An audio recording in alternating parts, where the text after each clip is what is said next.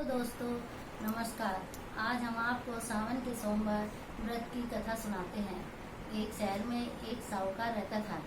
उसके किसी बात की कमी नहीं थी, धन दौलत की कोई कमी नहीं थी, परंतु उसके संतान नहीं थी, जिसके कारण वह दुखी रहता था। पूजा पाठ, भोले बाबा की पूजा पाठ करता था और जल चढ़ाता खूब, परंतु उसके कोई इसी बात का दुख कि उसकी संतान नहीं थी। तो इस बात से बोले, एक बार शिवजी भगवान और माता पार्वती घूमते घूमते वहां से निकल रहे थे। उन्होंने देखा कि ये शिवजी भगवान का भक्त है, फिर भी दुखी है। तो उन्होंने भोले बाबा से कहा कि इसके क्यों दुखी है। तो शिवजी भगवान कहने लगे कि ये इसके संतान नहीं है, इस बात से वह दुखी है। तो माता पार्वती कहने लगी कि जब इसकी संतान नहीं है तो आप इसे संतान दो। तो भोले बाबा कहने लगे कि जब इसकी किस्मत में नहीं तो मैं कहाँ से दे दूं। कह रहे नहीं, भगवान आप चाहो तो क्या नहीं कर सकते। तो भगवान को माता पार्वती के सामने झुकना पड़ा और उसको संतान देने का वरदान दे दिया। फिर भी भगवान ने कहा संतान तो इसके पुत्र तो होगा, परंतु 12 साल तक जीवित रहेगा। माता पार्वती कहने लगी आप दो तो सही। उसके पुत्र हुआ। ये बात साहूकार सुन रहा था। उसके 9 महीने बाद पुत्र हुआ। सब खुशी मनाने लगे, परंतु साहूकार ना तो खुशी और ना ही दुख, क्योंकि उसे पता था इसकी आयु 12 साल है। फिर भी वो इस बात को वही वो समझ के अपने रहने लगा। तो कुछ दिन बाद जब वो 10-11 साल का हो गया तो उसने साहूकार ने सोचा कि इसकी विवाह आदि अभी नहीं करेंगे और इसे काशी पढ़ने भेज देते हैं। उसने अपने साले को बुलाया और उसे बहुत सा धन देकर और कहा कि रास्ते में आप दान पुण्य करते जाना और यज्ञ हवन करते जाना और इसे काशी ले जाओ पढ़ने के लिए। मामा भांजे चल दिए। रास्ते में दान पुण्य करते जा रहे, धन यज्ञ करते जा रहे। रास्ते में एक शहर पड़ा। वहां पे एक राजा की लड़की का विवाह था। राजकुमारी, जिससे राजकुमारी का विवाह था, वह राजकुमार एक आंख से काना था। ये बात उसको राजकुमारी को मालूम नहीं थी।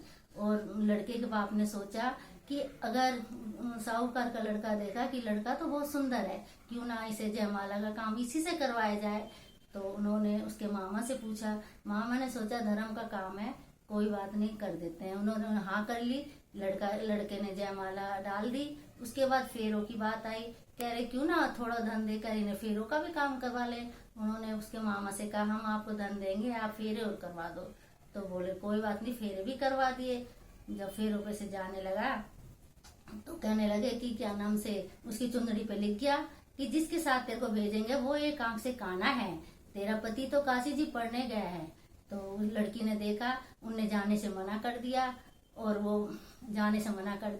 और वो मामा भांजे यज्ञ करते हुए काशी पहुंच गए। काशी में जाके मामा यज्ञ करने लगा, लड़का पढ़ने लगा। जब सही 12 साल का हुआ तो लड़के ने बोला मेरे सर में दर्द हो रहा है। तो मामा ने कहा कि अंदर जाके लेट जा। अंदर जाके सोया तो उसके तो प्राण निकल गए।